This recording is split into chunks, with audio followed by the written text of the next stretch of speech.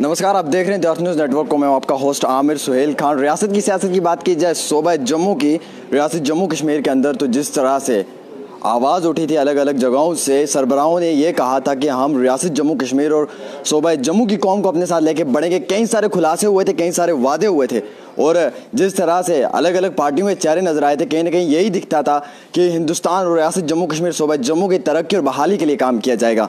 वो वक्त आ चुका है कि जो सियासती चेहरे हैं कहीं ना कहीं वो रियासत जम्मू कश्मीर की तरक्की और आवाम को आगे बढ़ाने के लिए बढ़ चुके हैं। और इसी तरह से मेरे साथ रियासत जम्मू कश्मीर सूबा जम्मू के जम्मू लोकसभा पुंछ सीट से जो इस बार के कैंडिडेट रोमन बल्ला जी हैं वो जुड़ चुके हैं। सर, आपका स्वागत अर्थ न्यूज़ में। बहुत बहुत शुक्रिया। सर, पहला सवाल रहेगा, इस बार का जम्मू पुंछ जो लोकसभा सीट से आप उठे हैं, क्या मैनिफेस्टो है इस बार का कांग्रेस का? जैसे कि सोशल नेटवर्किंग्स पे ये खबरें आ रही हैं कि अभी तक कांग्रेस का ऐसा कोई मैनिफेस्टो नहीं है, लेकिन वहीं दूसरी ओर ये भी सुनने को मिल रहा है कि ग्राउंड लेवल पे काम किया जाएगा। क्या हकीकी तौर पे ग्राउंड लेवल पे काम किया जाएगा? बिल्कुल ज़मीनी सतह पे काम किया जाएगा। लोगों के हितों की रक्षा किस ढंग से किया जाए, वादे जो इन्होंने वादा खिलाफी यहाँ पे की है वही मैनिफेस्टो है। क्योंकि इन लोगों ने एक्सप्लॉइट करके, उनके सेंटीमेंट्स एक्सप्लॉइट करके, कम्युनल पोलराइजेशन करके वोट हासिल किए। लेकिन जनता पार्टी के नुमाइंदों से भी कुछ अपेक्षा यहाँ पे करती थी। कहाँ पे जम्मू के अखनूर का रोड का जो लिंक था, आज वो इस ढंग की रफ्तार से चल रहा है जैसे एक गली का काम यहाँ पे हो। कहाँ पे बड़े बड़े फ्लाईओवर की बातें, कहीं फ्लाईओवर देखने को नहीं मिलता। जम्मू पुंछ रेलवे लाइन का कहीं पे सर्वे भी हुआ था, कोई फाइनल स्टेज पे आगे देखने को नहीं मिला। और मैं समझता हूँ कि बड़े बड़े इंफ्रास्ट्रक्चर, जिन ढंग से बड़े बड़े मेडिकल कॉलेज यहाँ पे दिए थे और भी इंफ्रास्ट्रक्चर यहाँ पे दिया, उसको प्रॉपर तौर पे ये लोग काबू नहीं कर सके। बिजली की सुव्यवस्था को लेके 800 करोड़ रुपया भी हमने यहाँ पे रखा 2014 का, लेकिन बिजली का नेटवर्क ठीक हो, रिसीविंग स्टेशन बढ़ पाए, केबलिंग ठीक हो, नए ट्रांसफर लग पाए। यहाँ पे जो भी सब स्टैंडर्ड मटेरियल लगा के कई जगह पे सवालिया निशान था, उसको प्रॉपर तौर पे नहीं कर पाए। पानी का जहाँ पे क्राइसिस है, ईरा के जरिए कोई और नए ट्यूबवेल का प्रॉपर तौर पे स्कीम नहीं लॉन्च कर पाए। जो स्कीमें थी भी, कैजुअल लेबर और पीडीडी और पीएचई के लोग थे, उनके गैर मौजूदगी में वो स्कीमें भी फेल हो गई, स्कीमें लॉन्च नहीं कर पाए। तो बड़ी ज़्यादा लोगों को परेशानी थी। अब ये स्वच्छ अभियान की बातें करते थे, मोदी जी के स्वच्छ अभियान जहाँ भी देखो झाड़ू लेके, आज महसूस लोग करते हैं कि ये फोटो सेशन तक रहा। अगर स्वच्छ अभियान प्रॉपर होता तो 200 से ज़्यादा नंबर आता इनका। तो ये सब चीज़ें लोग महसूस करते हैं कि इन लोगों ने वादा खिलाफी किया और वादा खिलाफी ही हमारा मैनिफेस्टो होगा। सर, जिस तरह से अगर बात की जाए, अभी वक्त आ चुका है कि कांग्रेस की जो पार्टी है उसको ताकत भी चाहिए, क्योंकि इस वक्त वो वक्त है कि लड़ने के लिए जो कांग्रेस है उस सामने नजर आई है। लेकिन कहीं ना कहीं दूसरी ओर अगर बात की जाए, कांग्रेस के दिग्गज नेता श्यामलाल शर्मा जो है वो इस वक्त में भारतीय जनता पार्टी को ज्वाइन करना चाहते हैं। क्या कांग्रेस के पास इतनी ताकत नहीं थी कि वो इस पार्टी को छोड़कर बीजेपी पार्टी को ज्वाइन करना चाहते हैं? ये किसी का निजी कोई होगा, उसमें हम टिप्पणी नहीं करते, लेकिन मेरे को लगता नहीं है कोई ऐसी वो बात करें। समझदार हैं, सूझबूझ हैं, सीनियर लीडर हैं और कांग्रेस के नाम पे इतनी देर मंत्री यहाँ पे रहे हैं। ये इसके बारे में कुछ नहीं कहता, उनका निजी कहीं भी होगा, लेकिन हमें लगता नहीं कि ऐसी बात निश्चित आई। जिस तरह से राहुल गांधी जी का कहना है कि अगर मैं सत्ता में आया, मैं सीट पे आया, तो कहीं ना कहीं जो गरीब लोग हैं उनके अकाउंटों में सालाना 72,000 रुपया पहुंचेगा। क्या ये आज वो वक्त आ चुका है कि कांग्रेस की पार्टी और राहुल गांधी पैसा दे के वोट खरीद रहे हैं, वोट बैंकिंग के लिए? ये स्कीम है, अगर मोदी 15 लाख दे रहा है, इन्होंने तो 12,000 दिए, 72,000 दिया, 6,000 मिनिमम, ताकि लो इनकम ग्रुप से भी कर सके। तो 15 लाख वाला सही हो गया जिसको लोग देते। राहुल गांधी ने कहा मैं सत्ता में आऊँगा तो कर्जा माफ करूंगा, राहुल जी ने कर दिया। आप देखना, ये 72,000 भी जो सरकारें यहाँ पे बनेगी राहुल गांधी जी के नेतृत्व में 72,000 भी मिलेगा। सर, अपोजिशन वालों के ये भी इल्जाम आयद किए जाते हैं कि 70 साल, चलिए 70 साल नहीं लेते हम, क्योंकि 70 सालों में से कुछ साल कम करके 40 साल रखते हैं, और 40 सालों में बीते हुए 40 वर्षों के अंदर कांग्रेस की तरफ से क्या तरक्की की गई रियासत जम्मू कश्मीर सूबा जम्मू के अंदर?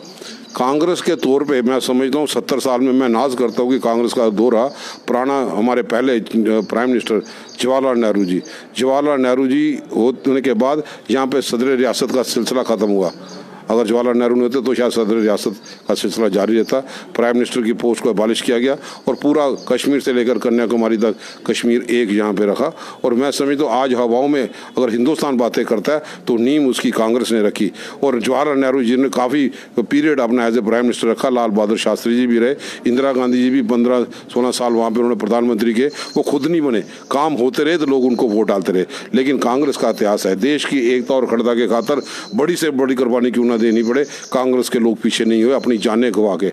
आज वही आतंकवाद पीड़ित राहुल गांधी जी और प्रियंका गांधी जी मैदान में हैं, हम सब लोग उनके साथ हैं और हम भी प्रण लेते हैं बड़ी से बड़ी कुर्बानी हमें भी क्यों ना देनी पड़े, हम पीछे हटने वाले नहीं। सर, जिस तरह से एक आम सा सवाल है कि अकबर लोन की अगर बात की जाए नेशनल कॉन्फ्रेंस के, उन्होंने कहीं ना कहीं पाकिस्तान देश विरोधी नारे लगाए और उसके बाद आज जो नेशनल कॉन्फ्रेंस के साथ कांग्रेस की जो पार्टी अलायंस कर रही है, क्या कांग्रेस में इतनी ताकत नहीं रही थी कि आज नेशनल कॉन्फ्रेंस का सहारा लेना पड़ा? और जिस पार्टी में ऐसे देश विरोधी नारे देने वाले नेता हों, क्या उस पार्टी के साथ ज़रूरी मिलकर आगे बढ़ना चाहिए? मैं समझता हूँ यही चीज़ भाजपा वालों को पूछो, जब भाजपा का स्पीकर था पाकिस्तान के नारे लगे तो क्या कर दिया, उनको तो बाहर ही निकालना था। ये स्पीकर चूड़ियाँ पहन के क्यों बैठ गए? भाजपा ने उन लोगों से क्यों नहीं पूछा? 25 विधायक थे, सिर झुका के क्यों बैठ गए जब पाकिस्तान का नारा असेंबली हाल में लगा? इसी चीज़ को लेके लोगों को जा रहे हैं भाई, ये सत्ता के गलियारे में रहना चाहते हैं। ये किसी ऐसा माहौल पैदा नहीं करना चाहे कि इनकी कुर्सी चले जाए, चाहे पाकिस्तान का नारा इनके सामने लगे या बाद में लगे। आज मोदी साहब का इतने कमज़ोर पड़ गए थे कि 39 पार्टियों के साथ गठबंधन करना पड़ा। ये जम्मू कश्मीर में स्ट्रेटेजिकल अलायंस है, सेकुलर फोर्सेज को किस ढंग से मजबूती मिले, हम मिलजुल के जम्मू कश्मीर का कंपोजिट कल्चर को कायम रखेंगे। बीजेपी की पार्टी की तरफ से हमेशा कहीं ना कहीं आए रोज सुर्खियों में बने रहते हैं और अगर रैलीज की बात की जाए तो वो भी होते हैं और प्रधानमंत्री उनके हमेशा दौरा भी करते रहते हैं। क्या लगता है कि हमें राहुल गांधी की और कांग्रेस पार्टी की एक बड़ी रैली देखने का कब मौका मिलेगा? जल्दी ही आपको मौका मिलेगा, इसी इलेक्शन कैंपेन में मौका मिलेगा। राहुल जी यहाँ पे आएंगे और जिस ढंग से राहुल जी या इंदिरा गांधी जी, जिनको कश्मीर की बेटी कहा जाता था, उनका जाति तौर से लगाव जम्मू कश्मीर में था और ज़रूर वो यहाँ पे आएंगे, नेतृत्व संभालते हुए लोगों में अपने कांग्रेस की पॉलिसीज को आइडियोलॉजी के जरिए अवगत करवाएंगे। चौधरी लाल सिंह की तरफ से भी एक इल्जाम आयद किया गया था कि रियासत जम्मू कश्मीर सूबा जम्मू के अंदर अगर महाराजा हरि सिंह की छुट्टी की बात की गई तो मैंने आवाज़ उठाई और आवाज़ उठाते मेरे साथ विक्रम आदित्य ने भी कहा था कि कहीं ना कहीं मैं इस चीज़ के लिए आवाज़ उठाऊंगा, लेकिन वक्त मिलते ही उन्होंने टिकट अपनी करवाई जहाज़ की और दिल्ली के लिए वो फरार हो चुके थे। हालांकि उन्होंने ये वादा किया था, उसके बाद कांग्रेस के वो जो एक बहुत बड़े शख्सियत थी वो सामने उस वक्त नज़र नहीं आई। क्या लगता है आपको कहीं ना कहीं कि ये दुबली बात है, डिप्लोमेटिक बात कर रहे हैं? ये बात लाल सिंह जी की करें या निर्मल सिंह की करें, महाराजा हरि सिंह की छुट्टी में बाद में भी कितनी कैबिनेट मीटिंगें हुई। निर्मल सिंह ने हरि सिंह के स्टैचू के सामने प्रण लिया था, जनाब अगली कैबिनेट मीटिंग में हरि सिंह की छुट्टी दिलवा पाऊंगा। तो ये कैबिनेट से वॉकआउट क्यों नहीं करके आए? जम्मू की जनता समझती है कि ये सिर्फ भाषणों तक महदूद है। लेकिन रमन भल्ला अपने आप ने जब सेवा का मौका था कि अमरनाथ यात्रा 15 दिन से 60 दिन बढ़ानी है, रमन भल्ला ने उस वक्त लोगों के जज्बात के साथ अपने आप को शरीक किया, मिनिस्ट्री से इस्तीफा दिया, डंके की चोट पे बैठे। इन लोगों को इस्तीफा देने की बात है तो फिर मैं समझता कि ये लोग भी कहीं पे जनता के मुद्दों को अपना मुद्दा समझते हैं। चलिए, बहुत बहुत शुक्रिया बातचीत करने के लिए।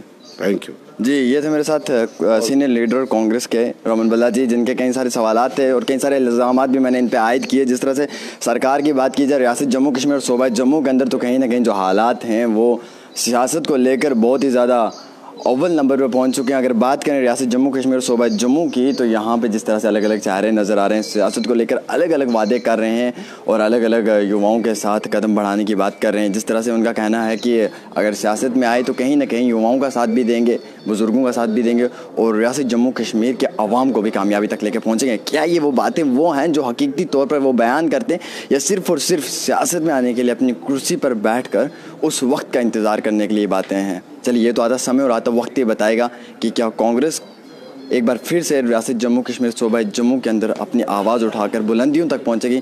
आप देखते रहें आज news network, video journalist Yasir Chauhan के साथ आमिर सुहेल खान, जम्मू।